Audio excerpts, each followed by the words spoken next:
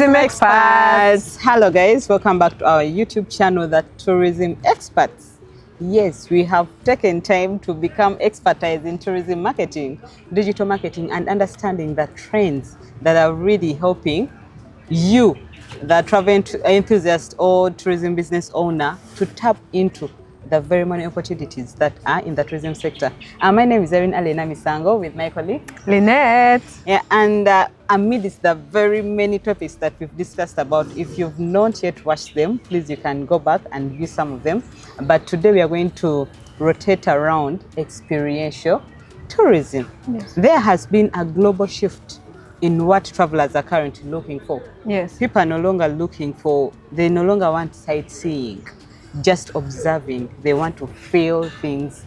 And I think now the trend is storytelling. That is the marketing technique that everyone is talking about. But I think for the travelers now, after telling them the story, when they come in, we need to see that they start to live the story. Yes. Yes. They want to relive.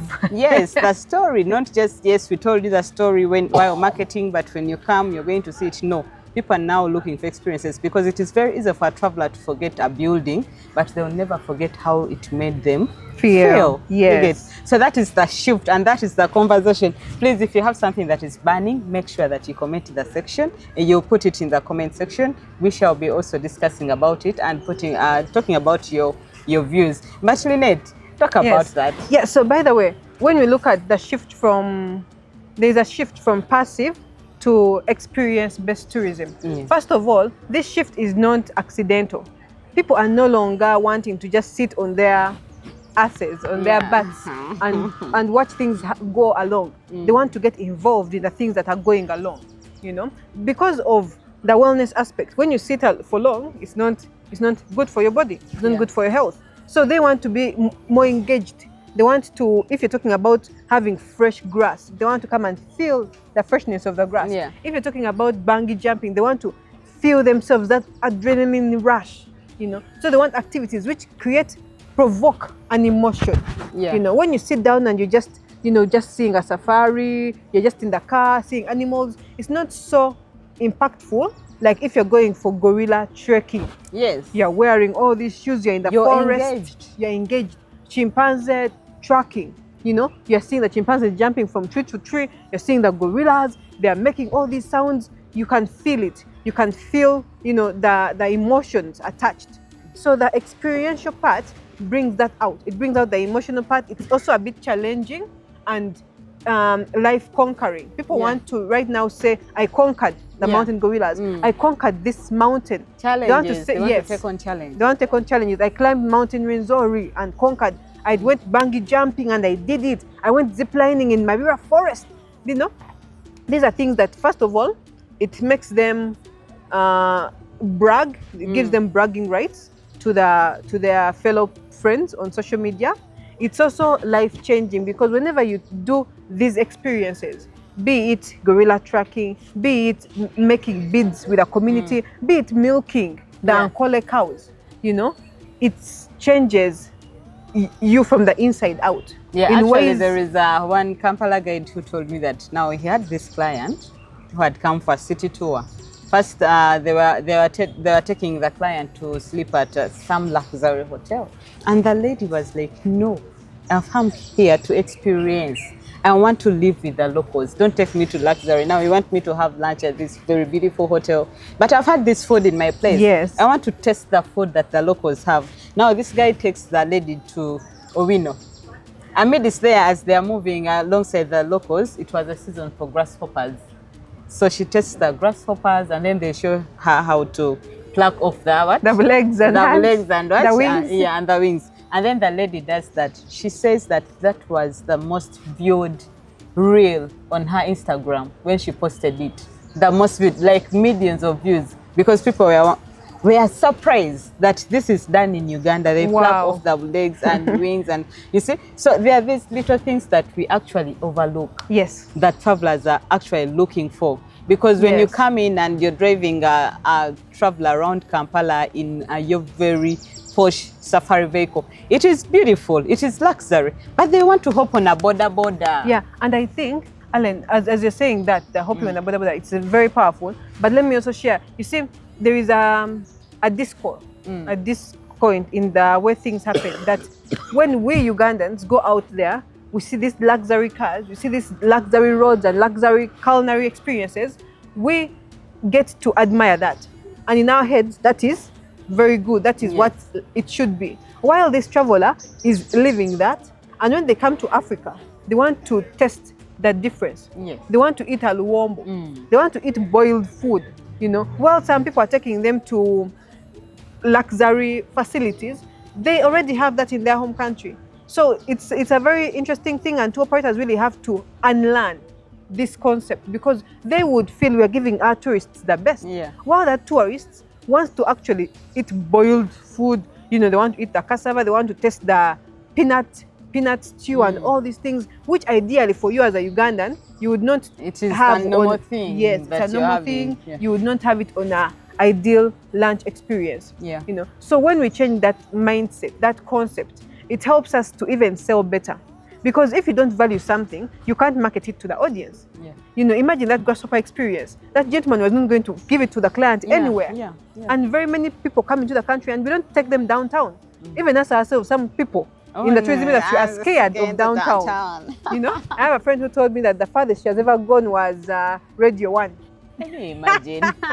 You know, that's the apparently, I mean, that's the farthest she has gone. And we are not telling tour operators to maybe compromise on what the traveler needs. Yes. Because there are some travelers that are specific. Yes. They're like, no, yes, I'm coming to Uganda, but I want maybe top-notch hotels. Yes. I want the top-notch experience. Yes, Treat the me best like cars, a the royal. best what, yes. Yeah, like you get. But we are talking about that people want, because currently the modern traveler so much wants to have experiences like that where they're going to learn something. Yes. We are going to learn a language, maybe speak the local language, dance. Yes. If it is a performance, let them engage in the dance. You get. They are going to connect and feel something, like we are talking about that. But the problem is we've failed to know how to package our products. Perfect. How do I package? Maybe it is and a culture brand, experience. you know, yes. Because actually, some time back, I was talking with some person in the sector, and he was telling me the problem that they've gotten is how to package culture tourism. Yes. Because you find that these are mostly stories. Yes. You come, I tell you about the history of maybe I tell you the history of this kingdom, but how do I make you feel? And that is the question. Actually, even you, the person viewing, you can give us some ideas, share some ideas. Someone could be watching and they want to package maybe their culture experience, but we need to learn how to package, because when you look at the more than 50 tribes that we have in Uganda, we want to see people coming into Uganda to go to Kisoro to experience the Batwa experience. Not only, let's have clients that are going to experience the Batwa, not just gorilla trekking, because currently people are only going there for what? Gorillas. For gorillas, this is an addition. Yes. But we need to see people coming just to see how does a Mutwa live in her daily life, a day of a Mutwa. You get. Let people come in just to have cultural trails. Yeah. But how do we package this? What do you think? I think, Alan, I actually kept wanting to stop you when you're talking. So first of all, packaging alone is one thing, but valuing the product is another. Us as Ugandans, let me give myself an example. As a Muganda, do I value my language to the extent that when I'm speaking with a client, I can easily throw in some Luganda jargons here and there? Of course, I can translate them. You know, exactly. If I can't teach my own child Luganda, you know, how am I going to tell a client that, oh, you come and experience these folk tales? We have poets who have very good poetry in Uganda. When a tourist is in the country, do you even give them a chance to listen to Ugandan music? Or while you play international songs? You know, that alone, it shows you our mindset. Some of these things are conditioning that we have to change. For me, they call me local, because for me, I listen to what? Uganda music. Yes. For me, you're going to find me on Vinka, what? And then they say, why you don't listen to? I don't even know the international. So it's conditioning. We have to change that conditioning. As Buganda culture, our culture is so rich. Our names, my name is Nakamanya. It's a name for a princess. When I meet someone, do I tell them that story? That, you know, I'm a royal? Clock it. Do I tell that story? Do I tell them that back home in Uganda we have a king?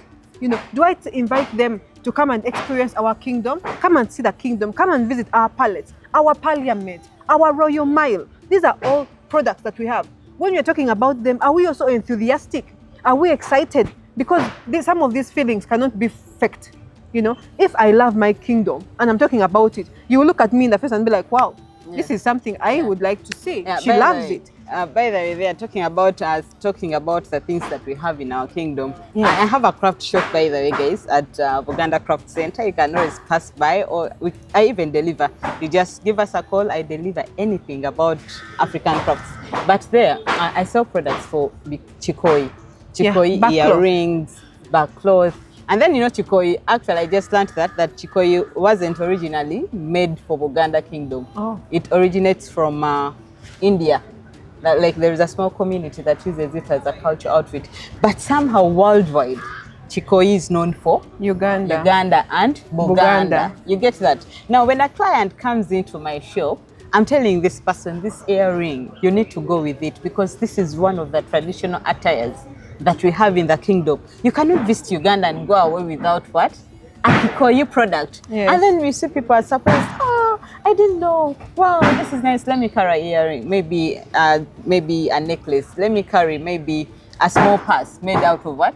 Kikoy. But you see how we are attaching value to these things. Yes. And then maybe we also need to look at the fact that yes, culture tourism is good. And last time I was listening to the commissioner of the Ministry of Tourism, and he was saying that with the numbers that came in last year, about 1.6 million tourists that came in, 40% were coming in for culture.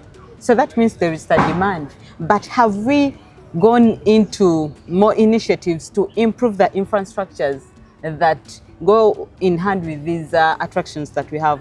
Talk about like the washrooms. Do you know that most of the attractions here, culture attractions, don't even have nice what? Washrooms. So that goes back to us, the people that are managing these these places, these facilities. Let us put up the conditions that make them favorable for tourists to come in and even stay longer. Yes. If I'm coming to see maybe, I'm coming for a Luwombo, can you just take me through the whole experience so that you keep me there for 2 hours, for 3 hours? Share that story of why Luwombos were made the way they were made. You know, let's also value our own products to the level of wanting to share them. Yes. Some people feel, you know, when you're talking about the Luwombo and then the Kawuwo, the first Kawuwo, the second Kawuwo, its culture significance. Some people feel, that's too much, that's too, I don't want to attach, you know. So when you don't want, instead of you don't want that exactly, and yet that's what the tourist is looking for, that authentic story, that one thing which Uganda has and no one else around the world has. Yeah.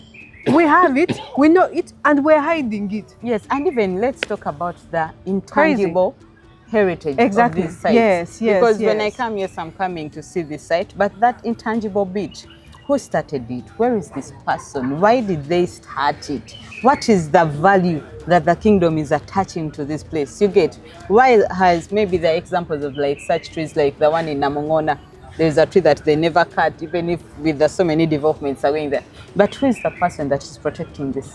You get the conservation. Can we look for this person? And they start telling this story about this what? This tree. These are things. And you know, we have a lot of wind here. Yes.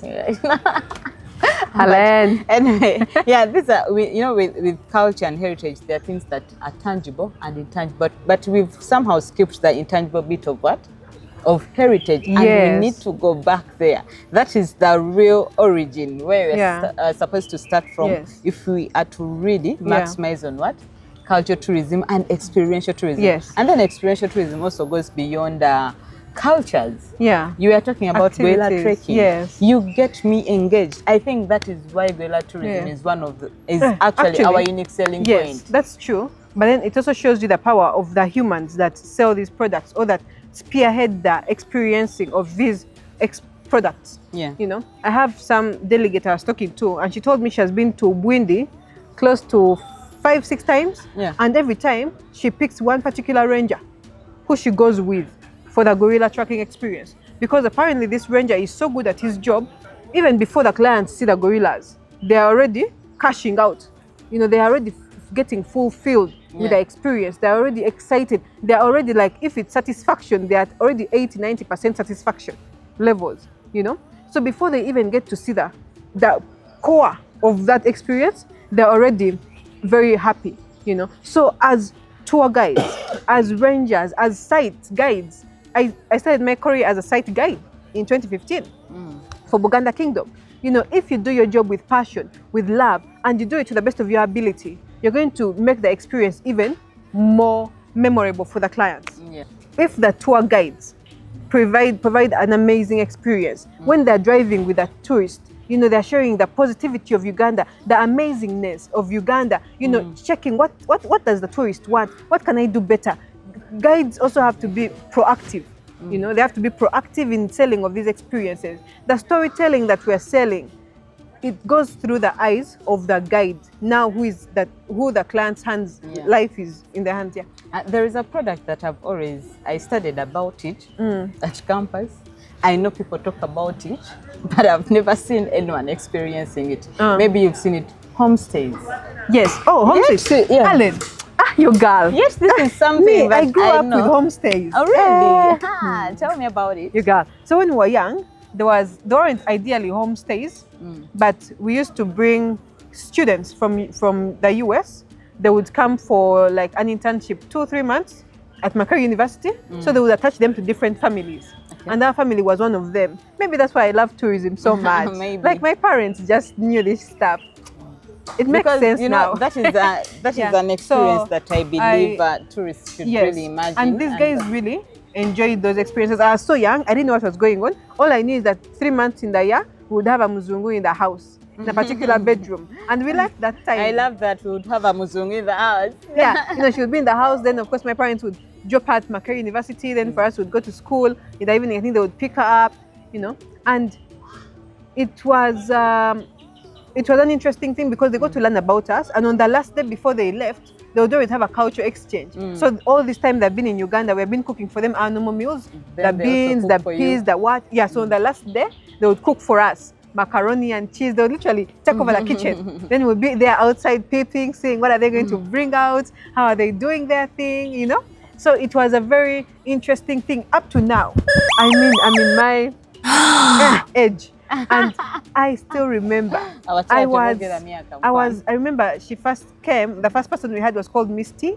Then I think we had Fedelma. Oh my God, I can't imagine. I still remember their names. This is crazy.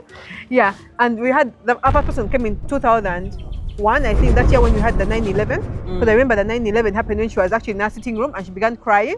And I didn't know why she was crying, but she was from New York.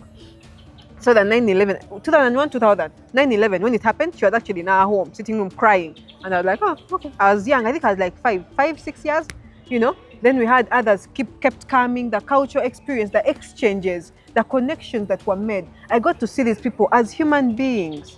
That you know? See how... So it really created a bond that is interesting. Yeah, but you see how such things empower communities. Yes. Because if we are to get into real experiential tourism, these people want to have like maybe a day like a local. Yes. Dive into the very way how a local lives. She used to take photos. She used to take our photos. Sorry. She used to take our photos. So we have literally a full album. Like when she went back, I think she sent all the photos. So we have all these photos. She would do different things. She did one time, she came and did like fashion show. So you would see us doing fashion shows.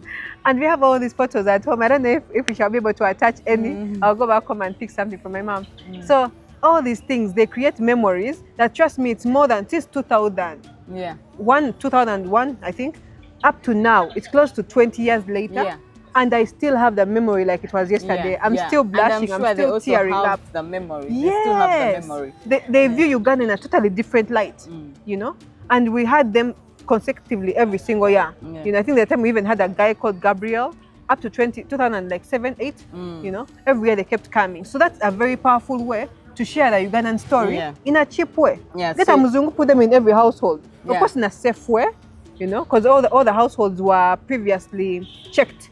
They did some surveillances on us and everything to see if the clients would be secure and all that. But yeah. So you see how experiential tourism positions or gives opportunities to the whole community. Yes. To get engaged, but also to give value to what we have. Because I'm telling you, even if you have a very beautiful destination in a community, and the community doesn't value that destination, it is not going to so much sell as if when the community is also what benefiting. Now I'm imagining, let's say the Batwa, you go to Kisoro, and then this person who is selling a basket is able to sell a basket to earn something. Maybe you have a homestay, the person who is running a homestay is able to sell something. At the market, people are selling food.